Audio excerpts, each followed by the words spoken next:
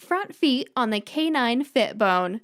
The goal of this exercise is for the dog to put both front feet on the K9FITbone, thereby shifting weight to the rear limbs and engaging the core muscles. You can indicate the K9FITbone by either pointing to it or waiting for the dog to step on it. Reward when the dog has both front feet on the bone. The dog should maintain a symmetrical stand with front feet under the shoulders and stifles under the hips. There should be an equal weight distribution from left to right, both in the front limbs. The dog should have a neutral back and neutral muzzle.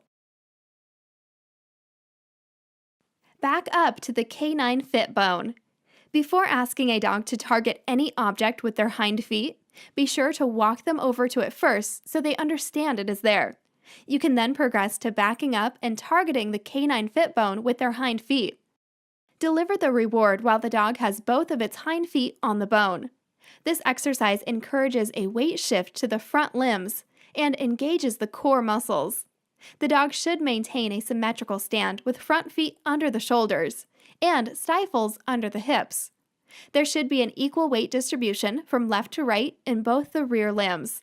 The dog should have a neutral back and neutral muzzle. Sit to a kickback stand with front feet up on K9FITbone. The goal of this exercise is to keep the front feet stationary on the K9FITbone, while the hind feet step back or kick back into a neutral standing position.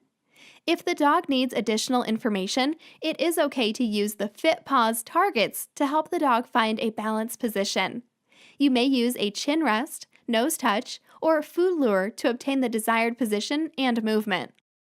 The end position should be a symmetrical stand with front feet under the shoulders and stifles under the hips. There should be an equal weight distribution from left to right in both rear limbs.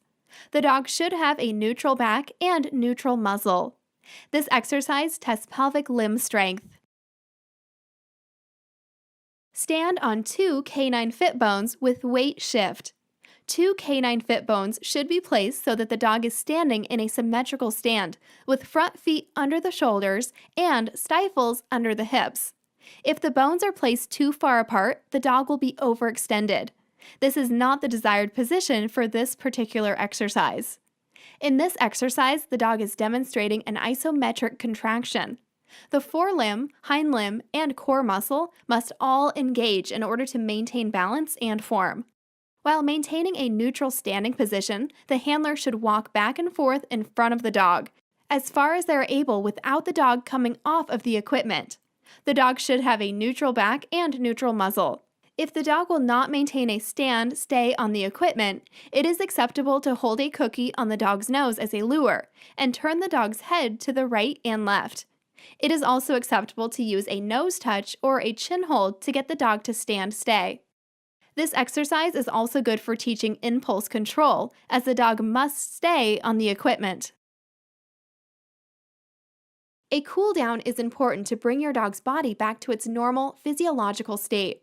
A gradual reduction in heart rate, blood pressure, etc. lowers the probability of post-exercise disturbances in cardiac rhythm. Similar to the warm-up, the cool-down will promote arterial circulation, which aids in the effective removal of metabolic waste and rebalancing of oxygenation within muscle cells. To cool down your dog after your workout, it is recommended to go for a 5 to 10 minute loose leash walk.